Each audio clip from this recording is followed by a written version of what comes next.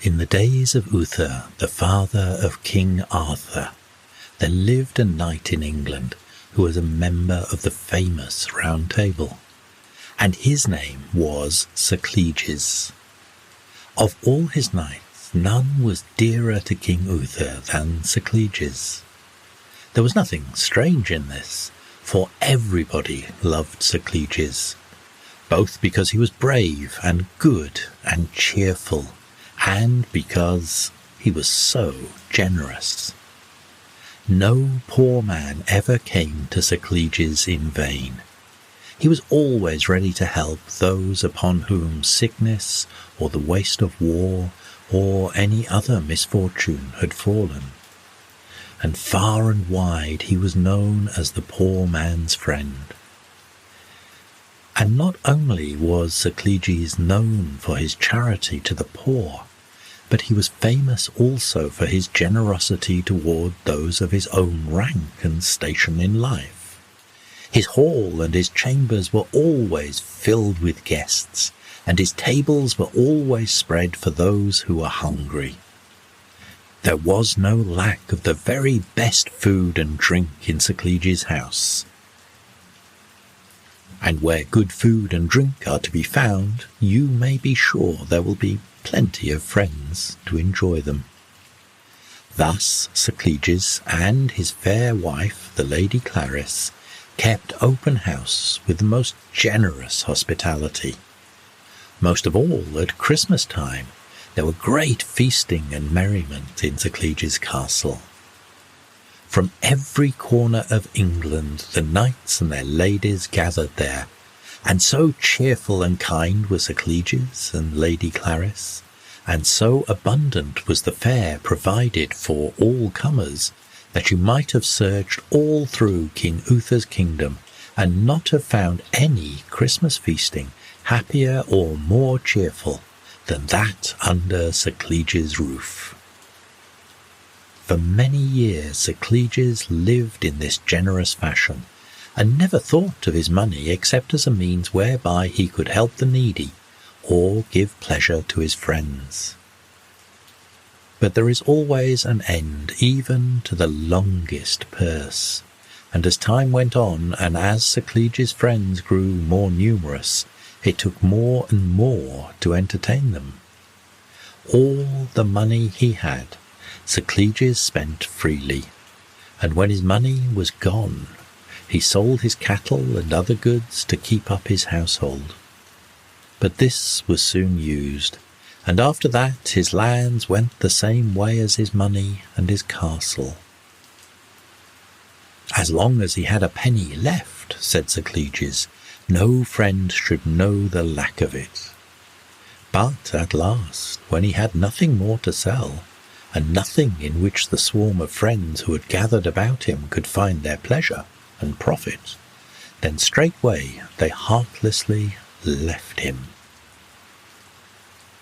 Thus the good Sir Cleges, who had never thought of his own welfare, but had spent all his substance in order that others might be comfortable and happy, found himself deserted as soon as he had nothing more to give.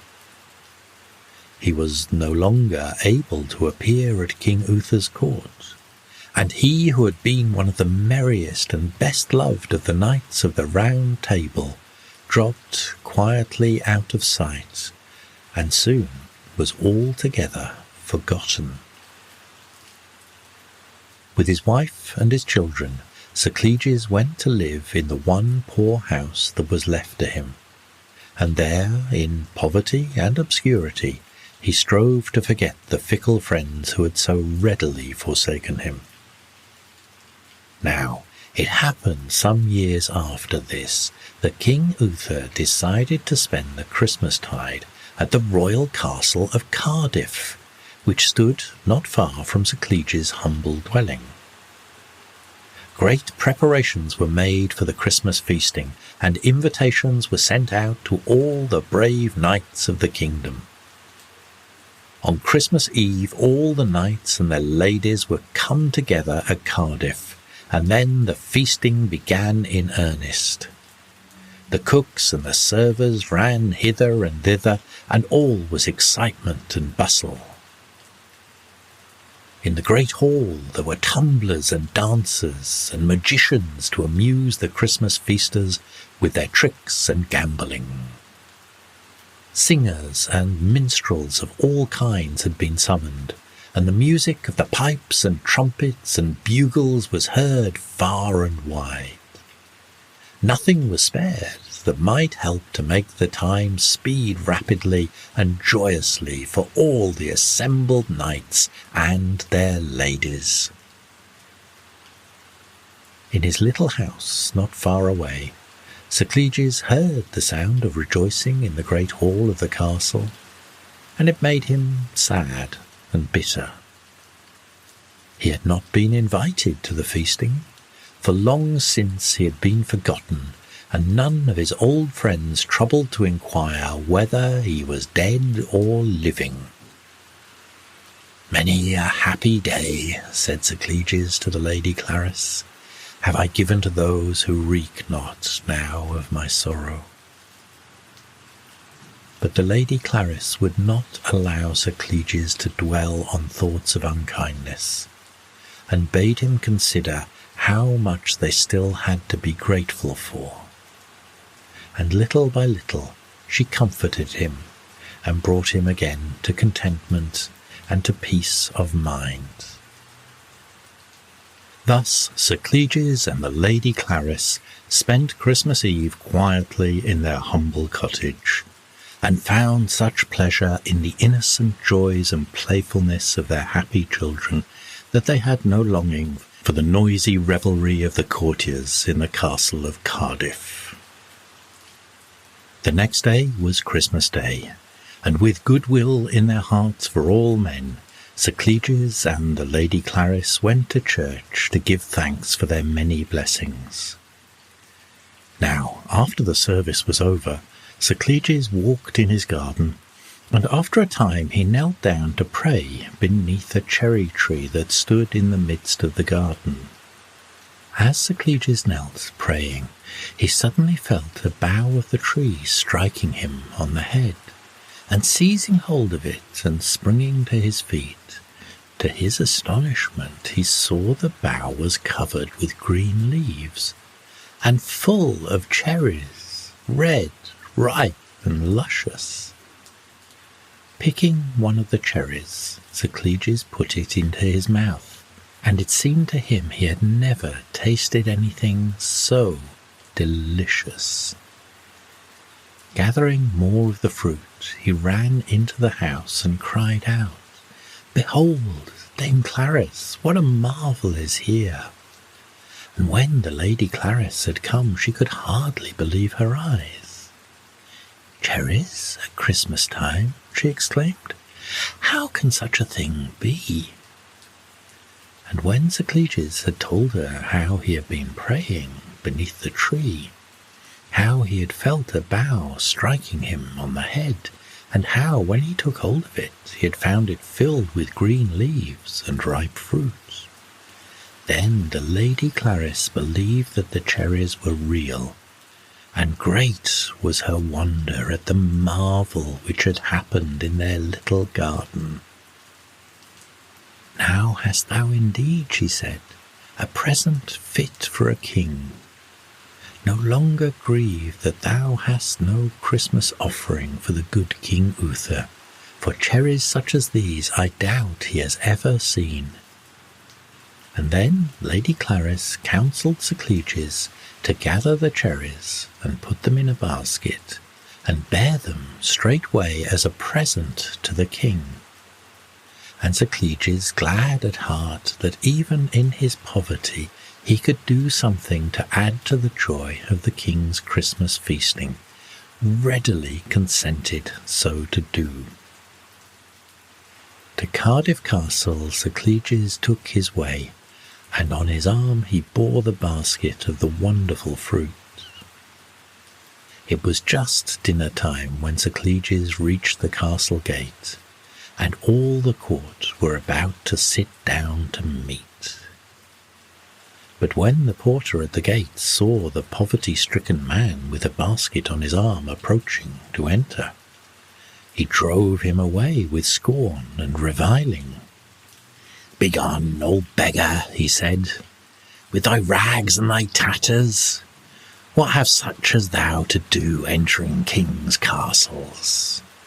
Let me see the last of thee, or thou shalt not soon forget where thou belongest." "Pray, let me through the gate, good porter," answered Sir Cleges to this greeting. "I have here in this basket a Christmas present for the king." "Thou, a Christmas present for the king? A likely story, in sooth. Show me what thou hast in thy basket that thou thinkest worthy of a king."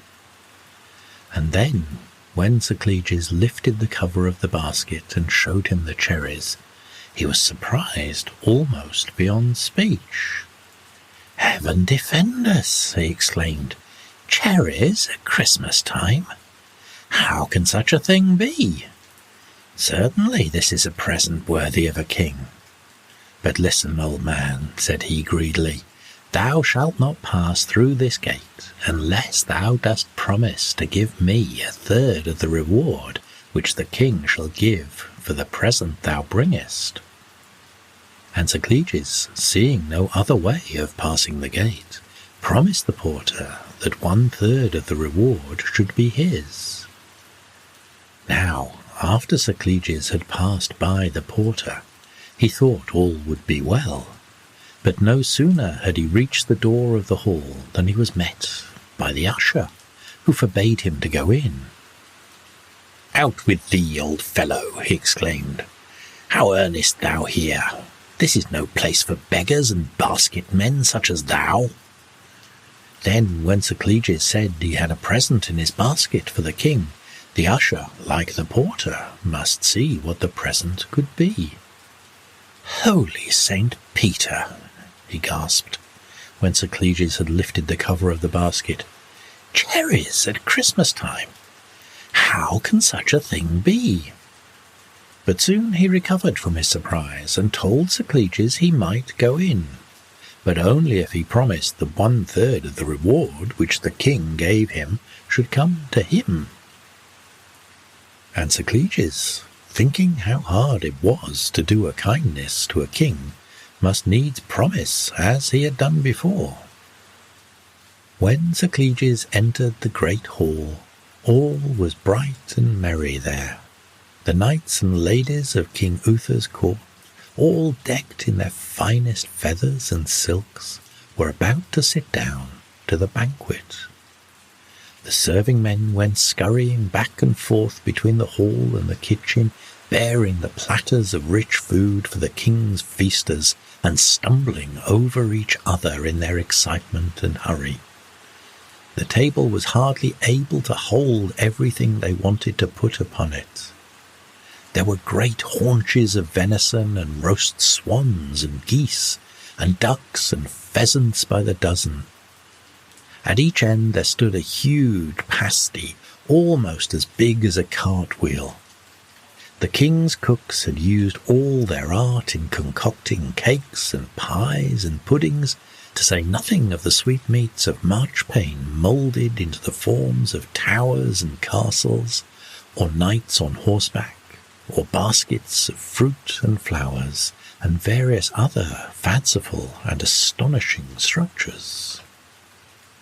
Everybody's mouth was watering, but the king was not yet ready to sit down to the feasting, and the courtiers and their ladies stood chatting and laughing merrily with one another.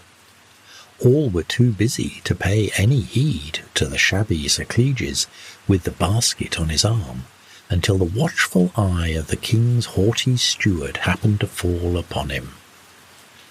Horrified to see such a melancholy figure in the midst of so gay a company, he hastened up to Sir Cleges and was hustling him out of the hall with short ceremony, before Sir Cleges managed to say that he had a present for the king. "Beggars are not givers," said the steward, "but show me what is the present thou dost bring." Then, when Sir Cleges had lifted the cover of the basket and had shown him the cherries, he was no less surprised than the others had been, nor was he less greedy. "Cherries at Christmas!" he exclaimed. "Who ever heard of such a thing?" "But listen, sir," said he in a low voice, "thou speakest not with the king unless thou promise me 1/3 of the reward he gives thee." When Sir Cleges heard these words, he thought to himself, "Little have I to get out of this. If I have a dinner for my pains, it's as much as I may look for." But he said nothing until the steward prodded him again, and then, seeing that there was no other way of getting by this greedy officer, he promised him 1/3 of his reward, as he had already done to the porter and the usher. At last the way was free for Sir Cleges, and with his precious basket he made his way through the throng of courtiers to the place where the king was seated on a dais. "Receive, O king," said he, falling on his knees before King Uther, "this Christmas offering from one of thy most humble subjects." When King Uther looked into the basket and saw it was filled with luscious red cherries, like the Lady Clarice, he could hardly believe his eyes. "Cherries at Christmas!" he cried. "Now certainly this is a marvel, and a right worthy gift thou hast brought to us, good fellow." Then, when he had tasted one of the cherries, he declared a better cherry he had never eaten. And then he gave some to each of the knights and the ladies, and they all wondered greatly to see such fruit at that bleak season. "The king's thanks thou hast won," said Uther to Sir Cleges, "for thou hast made this Christmas feasting for ever memorable. But sit thou now at our table and have part in our dinner, and afterward thou shalt have whatever reward for thy gift that thou askest." Then he motioned to the haughty steward to make a place for Sir Cleges, and certainly a strange figure this shabby knight made among all the gay lords and their ladies. Little they thought that this humble stranger had once bestowed benefit upon many a one of them, and little heed they paid to one whom they took to be but a poor old gardener. But Sir Cleges said nothing, and sat quietly at the table, to his heart's content, enjoying the good things the king had provided for his Christmas dinner. And though the best cooks of the land had shown there all their skill and cunning, nothing at that feast was so wonderful as the cherries which had been brought by the humble stranger. Now, when the dinner was over, the king had not forgotten the poor man who had brought the unexpected present, and summoning Sir Cleges to him, he bade him ask whatever reward he would in return for his welcome present. Then Sir Cleges bethought himself of the promises he had made to the porter, the usher, and the steward, and he said, "Lord King, this is the reward I ask. 12 strokes of this good staff that I bear in my hand, to be delivered on whomsoever it may please me within this royal castle."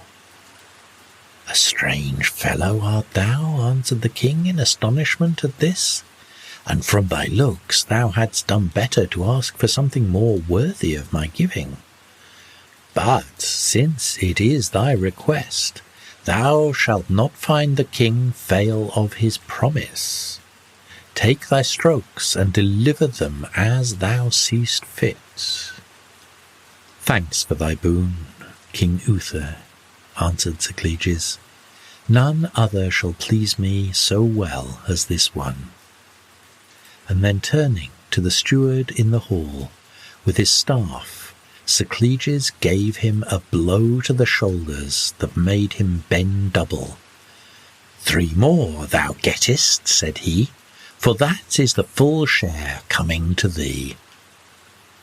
And with a good will Sir Cleges gave the 3 strokes, and left the proud steward groaning with pain and terror.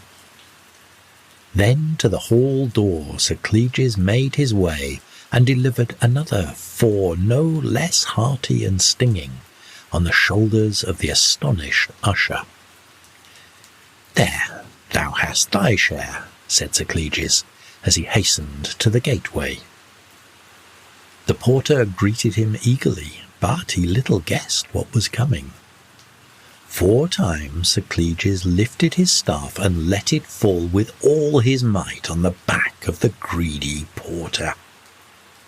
And this last third of Sir Cleges' boon, you can be sure, was not less light than the others had been. When Sir Cleges had thus delivered the 3/3 of the reward for his present, he found at his elbow a messenger from the king, who bade him return to the great hall of the castle. All the courtiers and the king were still there, and were listening to a song the minstrel was singing. Now this song, as it happened, was made about Sir Cleges himself, and the minstrel was telling how this generous knight had spent all his days making other people happy, and now was altogether lost and forgotten. "Poor Sir Cleges," sighed the king, "I loved him well, but alas, I have no hope ever again to see him." Just then, however, Sir Cleges knelt down before the king and thanked him for the reward he had given him, and told him that the 12 strokes had been duly delivered. "But I beseech thee, good fellow," answered the king, "tell me what the meaning of this may be. Why were these strokes on the shoulders of my varlets more pleasing to thee than a reward of gold or silver?" Then Sir Cleges told the king how the porter, the usher, and the steward had each demanded 1/3 of his reward before they would permit him to make his present. And he added, "May they learn thus to be more free in giving and less greedy in demanding. Perchance the next poor man may not find it so hard to come into the king's presence." When the king and his courtiers heard all this, they laughed and were delighted with the story. "Well done," said the king, "thou wielder of the staff. Thou hast taught these knaves a good lesson. How now, master steward, how likest thou thy share of this fellow's present?"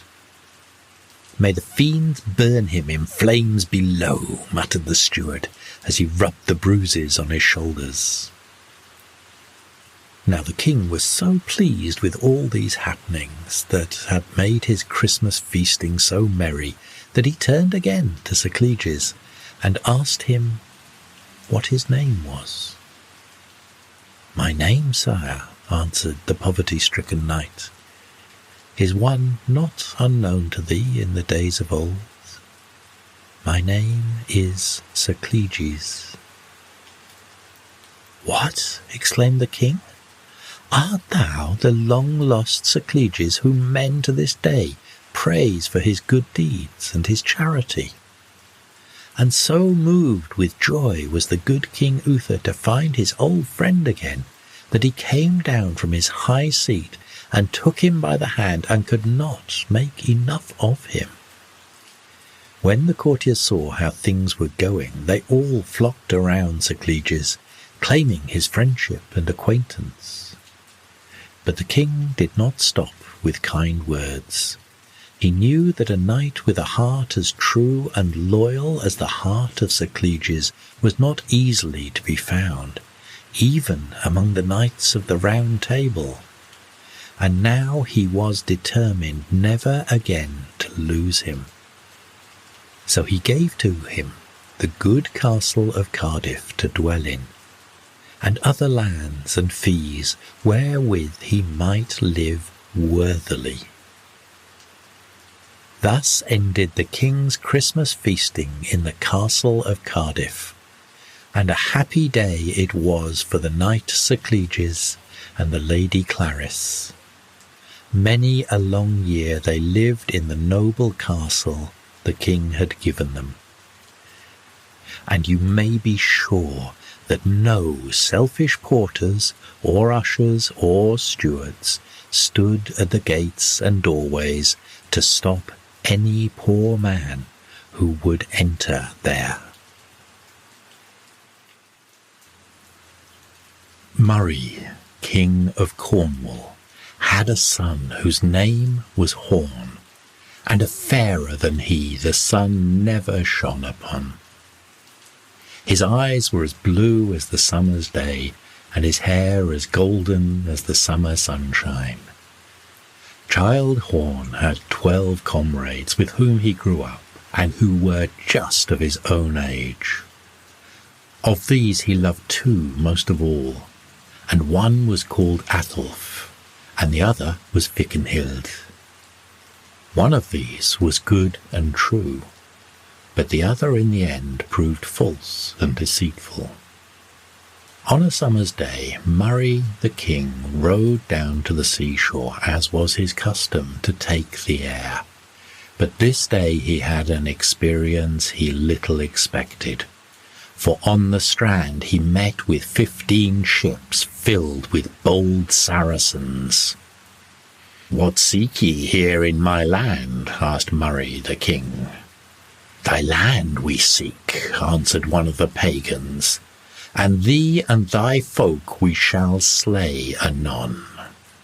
And with that they rushed upon the king and his people, many against a few, and it was not long before the king was slain. Then these pagan Saracens took possession of all the land, pillaging the farms and ransacking and burning all the houses and churches, like the pirates they were. And Godhild, the queen, when she heard that Murray her husband was dead, and that Horn was a prisoner in the hands of the pagans, fled to the woods, where she lived in a cave, offering up prayers for the safety of her son Horn. And well was there need of her prayers, for the Saracens were minded at first to slay Childe Horn, as they had already slain his father. For Horn was already a grown boy of 15 years, and the pagans feared that, if let alone, he might soon be thinking of avenging his father's death. But the captain of the pirates, observing the beauty of Horn, had not the heart to put him to death, and instead he placed him and Athelf and Fikenhild and all the rest of his 12 companions in a boat, and set the boat adrift upon the ocean. "Let the sea drown you, if it will," said this captain to Horn. "It shall not displease us, for if you live, the day will surely come when, with sword or with knife, you will seek to avenge your father's death." Into the boat the children were put, and the sea began to flow, and Horn began to row, and for a day and a night the ship sped through the water. But on the second day Horn saw land, and saw the people walking on the shore. "Comrades," said he, "I tell you good tidings. I hear birds sing, and see the grass spring, and be happy, for we shall walk on land." And soon they did come to land, and glad enough were they to let the ship float away, for they had had enough of the water. But before it left the shore, Horn gave it a message to carry. "Ship of the sea floods, may thy fortune be good. By the sea's brink mayst thou never sink. To Cornwall must thou fare, and tell the pagans there that Horn is safe and free, and they the day shall see when his avenging sword shall slay their cursed horde. Then Horn and his comrades walked forth over dale and down until they met with the king of all that land, who came riding toward them. Aylmer was his name, and Westerness was his country. "Whence have ye come?" said Aylmer the king. "For such a fair company of youths I have not seen in this western land in many a day. Whence are ye, and what do ye seek?" And Horn told Aylmer that they were from Cornwall, and he told them how the pagan pirates had killed his father and driven his mother out into the forest, and how they had put him and his 12 comrades into a boat without sail or rudder, and had set them adrift upon the open ocean. And King Aylmer was so well pleased with Horn and his fellows that he took them to his hall, and calling his steward, whose name was Athelbrus, he gave Horn into his keeping. "Steward," said he, "take now my foundling that I bring here, and teach him to be my squire. Teach him all about hawking and hunting, and teach him to play upon the harp, and how to sing, and teach him how to carve before me at the table, and how to serve the cup in the hall. Teach him everything that a good squire should know, for I take him into my service." It was a happy time for Horn. He was in and out of the court, always stirring and active the livelong day. Everything that was taught him he cherished in memory, so that he soon knew all a well-trained squire should know. He could serve at the king's table, and carve the king's meat according to the very best fashion.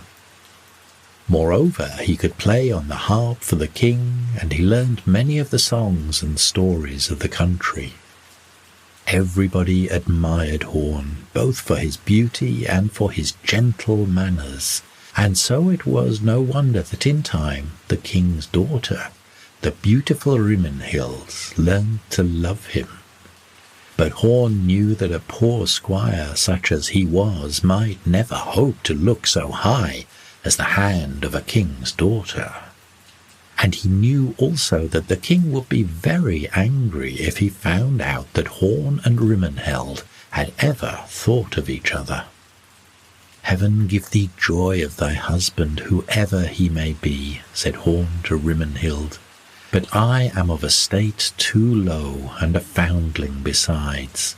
Not until I am dubbed a knight may I think of serving thee, for then my thraldom and low degree will be turned into the dignity of knighthood."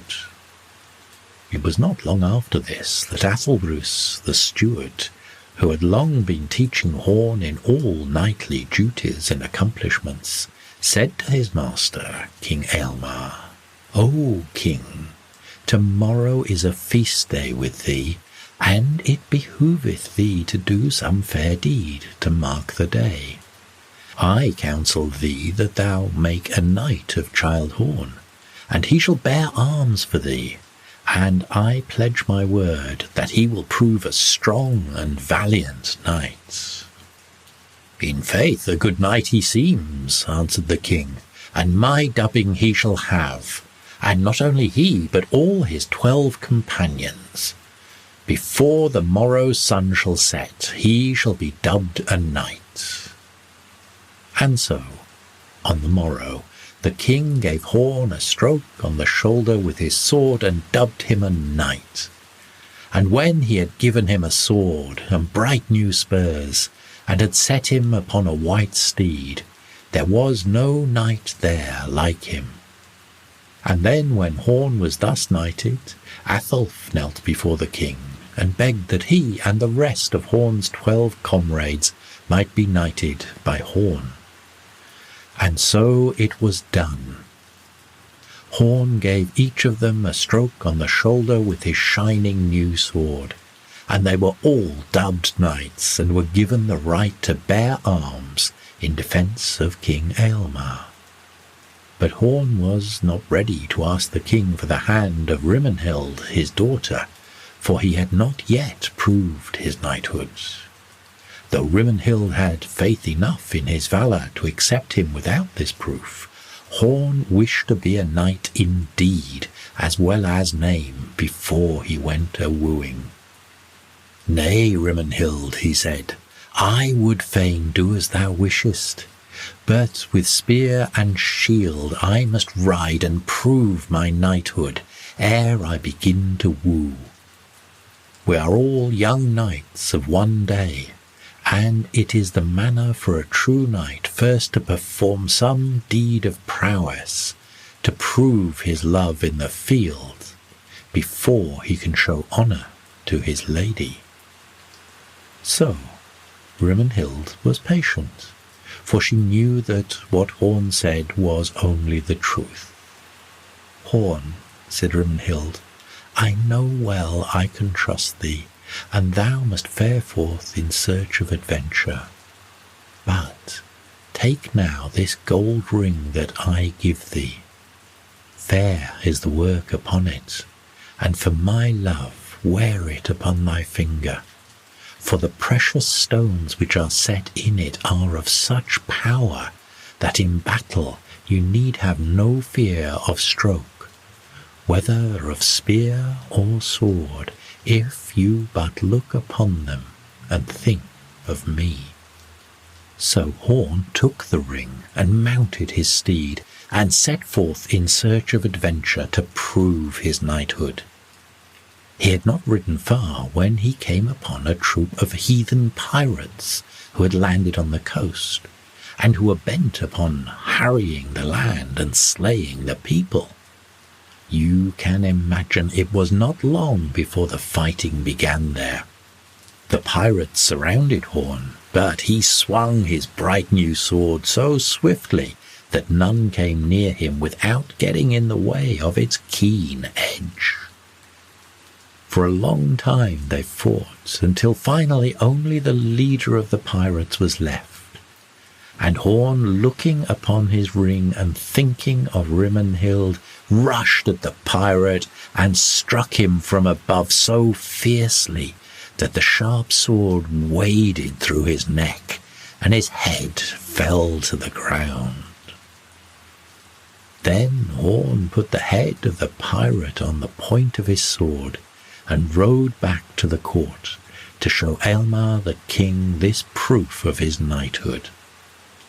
He had saved the country from the wicked pirates, and truly he might now call himself a full-fledged knight. How proud of her knight Rimenhild was when she heard of his brave deeds, and all might have gone well now with Horn and his chosen lady, if it had not been for the traitorous Fikenhild. But the thoughts of a bad heart cannot forever be controlled, and Fikenhild, full of envy for the success of his friend, began to plot evil. It happened on the day after Horn's fight with the pirates that Horn and Rimenhild were together at the court, and the king and all the other knights had gone off hunting, and Rimenhild was telling Horn of a strange dream she had had the night before. She dreamed that she went fishing with a net, and that she caught a great fish, but that the net broke and she lost the fish. Of course, Rimenhild thought that this dream meant that Horn, whom she so dearly loved and whom she had now almost won, was to be taken from her. And lo, just as she had finished her story, in rushed the king, wild with anger, for Fikenhild had filled his ears with all sorts of stories of the wickedness and faithlessness of Horn. And without stopping to hear a word from him, the king banished Horn from the land on pain of death, because he had so far forgotten himself as to aspire to the hand of a king's daughter. So Horn and Rimenhild must say farewell. "Sweetheart," said Horn, "now hast thou thy dream. The fish has rent the net and is lost. Have well, good day, and think of me often. But if I am not here again at the end of 5 years to claim my own, wait for me no longer, for then I shall never come." And then he went out and saddled his steed, and laced his byrnie, and took his sword, and went his way. None of his comrades went with him, for Horn alone was banished. And Horn commanded Athelf especially to take care of Rimenhild during his absence. Now, when Horn was thus driven out of Westerness, he went first to the seashore and bought a ship, and sailed off to a strange land. When his ship had come to the shore, and he had mounted his horse and had ridden some distance, he was met by the 2 sons of the king of that land. These 2 sons were named Harold and Berold, and their father's name was Thurston. And when the 2 sons asked him what his name was, Horn said he was called Cuthbert. Then the 2 sons of the king invited Horn, or Cuthbert as he was called now, to go to court with them, because they saw his great size and his strength, and they knew the king their father was in need of a good fighter. For a powerful enemy of his, a great fellow as big as a giant, had sent the king a challenge to fight.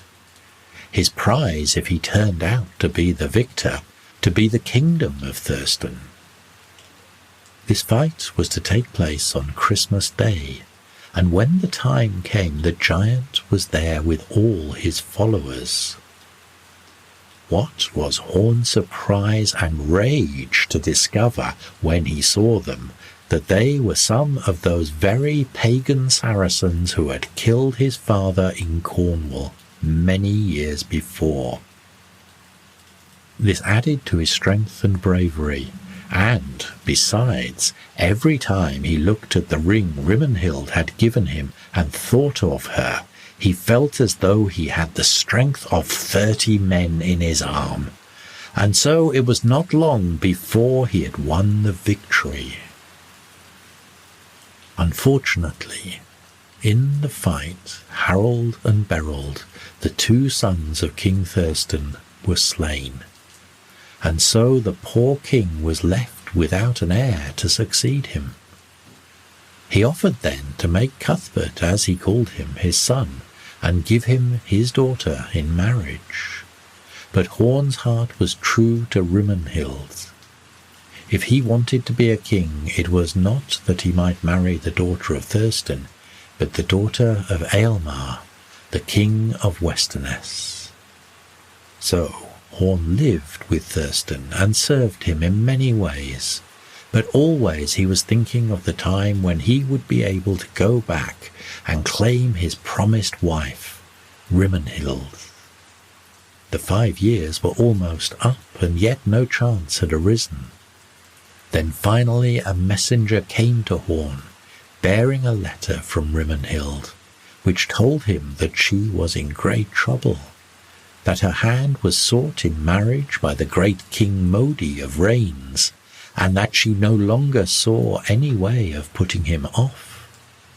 Then Horn understood that there could be no further delay, and he went to King Thurston and told him the whole story, that his name was not Cuthbert but Horn, and how he had been betrayed by Fikenhild and banished from Westerness, and how Rimenhild, his promised bride, was now in great trouble. And Thurston, although he was sorry to lose Horn, helped Horn in all possible ways, and gave him a ship and told him to go back to Westerness to see if he could rescue Rimenhild from the clutches of King Modi. When Horn landed in Westerness, he had only a few followers with him, and it was necessary for him to be very cautious, for he knew that if he were once discovered, as a banished man he would have to pay the penalty of death. But fortunately, as Horn was trying to make his way secretly to the court, he came across a palmer, dressed in his pilgrim's gown and bound on a pilgrimage to some distant shrine. This palmer told Horn all the news of the court, and said that they were already holding great feasts at the court, and that Rimenhild was to be married soon to King Modi of Rains. When Horn heard this, he offered to change clothes with the palmer, who was glad enough to do it, for it was a good bargain to exchange his old rusty gown for Horn's fine knightly garments. And Horn was satisfied with the bargain too, for he knew that a pilgrim's gown would surely admit him to all the great feasts in the king's hall. Pilgrims bound on holy journeys were always welcome everywhere.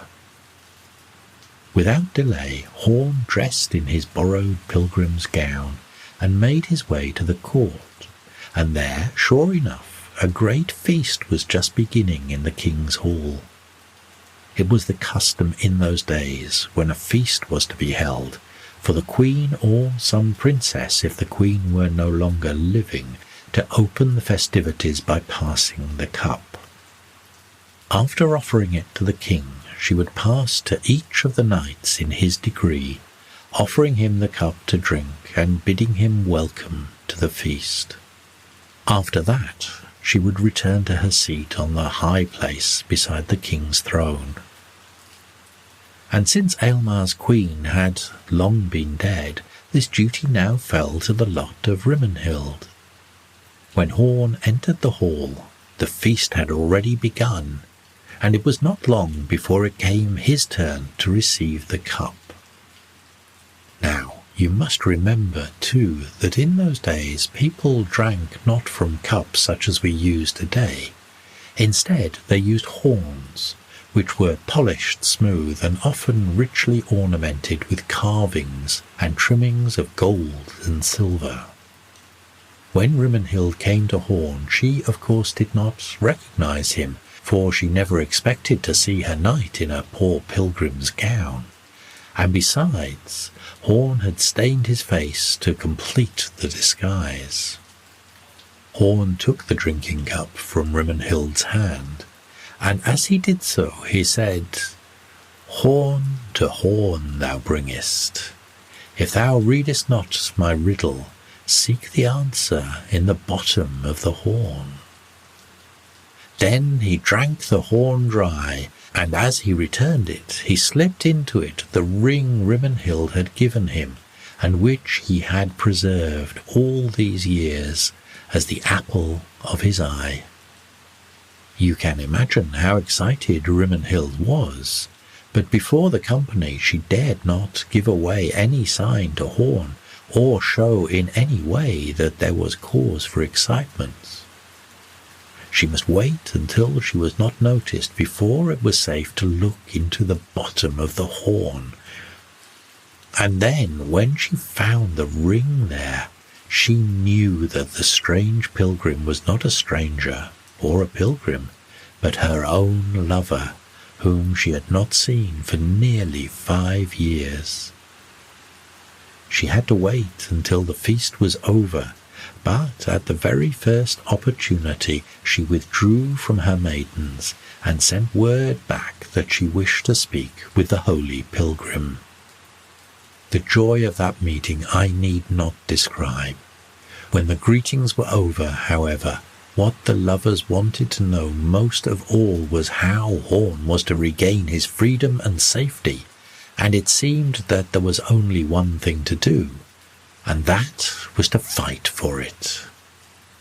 So they sent word to Athelf and let him know their secret, and he straightway set about getting together Horn's friends, of whom there were plenty, for Horn had been missed, and nobody wanted to see King Modi become too powerful in Westerness.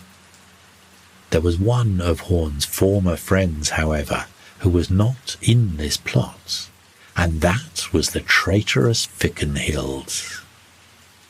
The attack was planned for the next night, and when all the warriors were gathered together for another night's feasting, Horn suddenly threw off his pilgrim's gown and, calling his men around him, challenged the whole court to combat.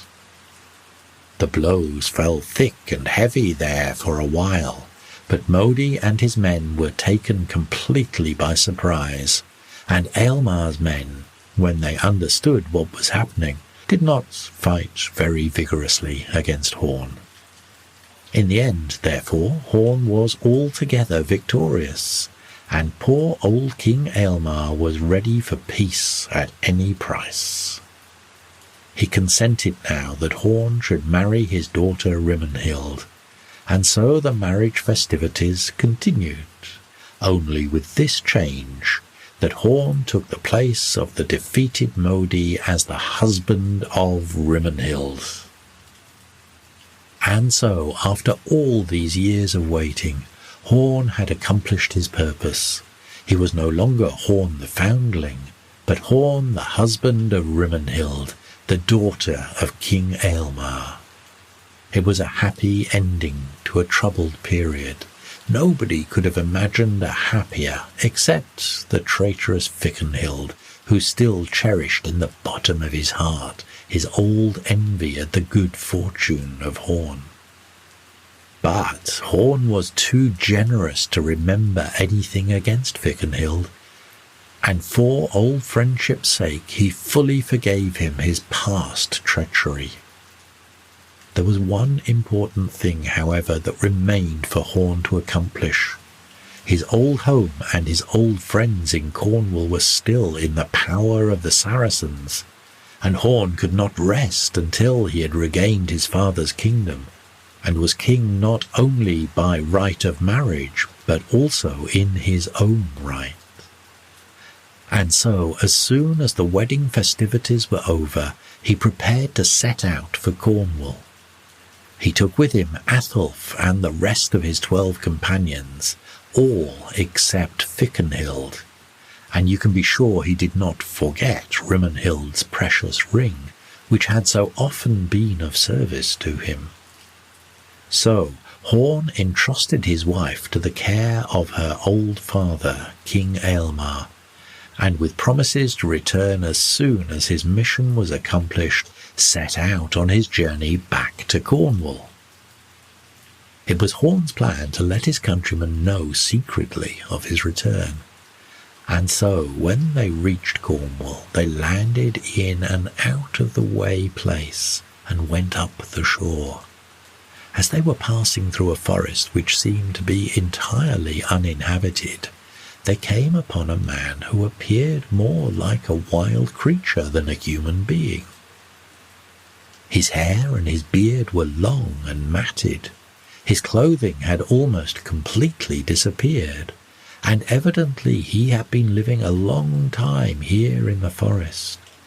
Some of the followers of Horn managed to capture him, for he seemed rather old and feeble. And when they brought him before Horn and Athelf, what was their surprise and joy to find that he was not a wild man or a werewolf, as they had first supposed, but Athelf's aged father. At the time when the pagans came to Cornwall and slew Horn's father, this old man had escaped to the forest and had been living there ever since, visiting only secretly the towns and such of his old friends as were left in Cornwall. That was a happy day for Athelf, for Horn too, when the old man told him that Godhild, his mother, was still living, and that he could direct him to the cave in the forest in which she had contrived to hide herself all these years. So they went to Godhild's cave, and then there was another happy reunion. But this, of course, was only the beginning of Horn's work. The first thing to do was to let such faithful followers of King Murray as were still alive know that Horn had returned. And since Atholf's father knew best where to find them, he was sent on this mission. He went about secretly from one hiding place to another, telling the news and appointing a place of meeting in the remote fens and forests where they would find Horn. And so, gradually, from one place and another, Horn got a little army together, poorly fed and poorly armed, but strong in the determination to rid their country of the pestilent pagans. It was bound to be a slow process, for the pagans had fortified themselves in all the strong places and were sure to defend their conquest inch by inch. As soon, therefore, as Horn had enough men at his command, he opened the conflict by attacking one of the enemy's forts, and after a hard fight he succeeded in taking it. Then he attacked another and another, sometimes winning and sometimes losing, for these pagans were good fighters. But his army kept getting bigger and bigger, and besides he had plenty of swords and shields and armour now, taken from the pagan forts he had captured, and so his chances of success were increasingly better. Yet a whole year passed, and then a second year before the pagans began to yield. But finally, when they saw what determined and valiant soldiers Horn had under his command, their courage began to ooze out, and gradually they slipped away and got boats and sailed off back to their own country. Yet it was not until the end of the third year that the last pagans were driven out and Cornwall was entirely free again. The joy of the people of Cornwall at their deliverance it would be difficult to describe. And as Horn had been the chief means of their regaining their liberty, and as he was the son and heir of Murray, their former king, nothing would satisfy them but that Horn should become king of the country. There was a great celebration when Horn was crowned king, and when it was all over, Horn made ready to do what he had long been eager to do. He was ready to go back to Westerness and to Rimenhild, now no longer merely Lady Rimenhild, but Queen Rimenhild, the wife of the King of Cornwall. In the meantime, however, strange things had been happening in Westerness. You will remember that Horn had left only Fickenhild behind him when he had set out for Cornwall, for he did not trust this man in so dangerous a plot as they were about to carry out, and he supposed the safest thing, for all concerned, would be to have Fickenhild stay at home in Westerness. To this the traitor had readily assented, for he already had the back of his mind filled with evil designs. He thought that Horn might be killed in trying to regain Cornwall, and that if this happened he would win all the power in Westerness, and would marry Rimenhild and become king of the country. Aylmer, though he saw perfectly well what Fickenhild's scheme was, had grown too old and feeble to oppose it very vigorously. Fickenhild managed to gain more and more power, until finally he built a great stone castle near the seaside, which he made so strong that it could never be taken. And here in this castle he held Aylmer and Rimenhild prisoners, trying to force them to consent to his wishes. Now, when Horn's ship drew near the coast of Westerness, the first thing he saw was this great castle of Fickenhild's. At first he could hardly believe his eyes, for no such castle had been there when he left Westerness. As soon as he landed, he found some poor fisher folk and asked them about the castle, and they straightway told him. They said that Fickenhild the traitor had become the strongest and most cruel baron in this land, and that he oppressed the people, and that even his own followers served him in fear and hatred, and that, worst of all, he held Aylmer the king and Rimenhild his daughter prisoners in this castle. What was to be done now? There was no use in attacking the castle, for its thick and high stone walls were proof against anything Horn soldiers could do from the outside. But Horn was not given to vain regrets. He recalled his early skill as a harper and minstrel when he was nothing but King Aylmer's squire, and he determined now to make use of this old accomplishment. So he disguised himself as a harper, and took his harp and went up to the castle gate and asked for permission to play and sing and tell stories to the baron of the castle. Now Fickenhild liked to hear stories, and he always treated the minstrels well, because he hoped that someday they would sing heroic tales about him. For this reason Horn found little difficulty in gaining admission, and was soon shown into the great hall where Fickenhild was holding a feast, just as though he was already a king. But it was not a very cheerful feast. Fickenhild sometimes found that his entertainments, however lavish they might be, did not pass off with as much goodwill as might be desired, and often the time hung heavy. Luckily, as he thought, the minstrel had arrived just at one of these gloomy periods. When Horn began to sing, Fickenhild became a little uneasy, and all the people in the hall felt that there was something strangely familiar about this minstrel. It was a new tale that he began to tell, one that they had never heard before. But the minstrel had not gone very far when they all saw that the story he was telling was not a tale at all, but merely the story of the life of King Horn.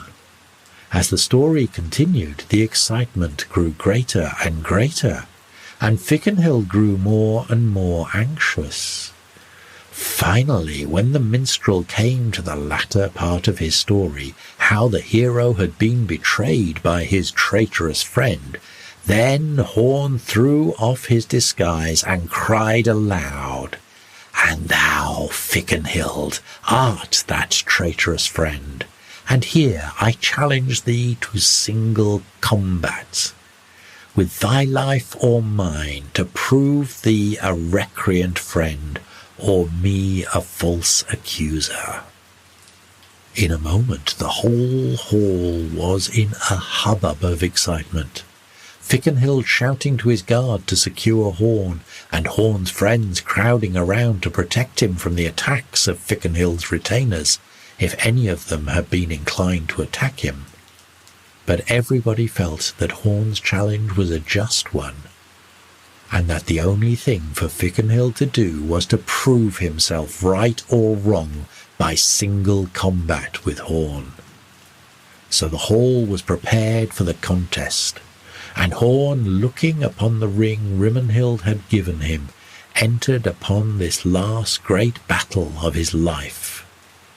But what could you expect? Fickenhild's own conscience was so stained with his double treason to his friend and king that he could not be brave in his own cause. Skilful with weapons though he was, it was not long before he had to yield to the greater strength of Horn. With his last breath he gasped out a confession of his wickedness, and his soul went to such reward as was prepared for it. This homecoming was not such a one as Horn had looked forward to, but how much worse it might have been if he had not come just when he did. But all's well that ends well, and after a stormy life, Horn was now prepared to enjoy peace and honour for the rest of his days. It was necessary for Horn to see to the welfare of two countries, of Westernesse and of Cornwall, and as soon as matters were settled in Westernesse, Athelf was married to the daughter of King Thurstan, who had formerly shown such kindness to Horn. And old King Aylmer's dying about this time, Athelf was made King of Westernesse. Then Horn began to think about returning to his own kingdom of Cornwall, and with Rimonhild and his followers he rode down to the seashore and entered his ship. The sea began to flow, and Horn began to row, and soon they were back in Cornwall. Horn found everything at peace, and here he and Rimonhild lived and reigned happily all their lives, as they both well deserved to do. And this is the story of how Horn was set adrift on the ocean, and how he came to Westernesse, and how Horn the foundling married Rimonhild, the daughter of King Aylmer of Westernesse, and how in the end he drove the pagans out of Cornwall, and lived and reigned there happily ever afterward.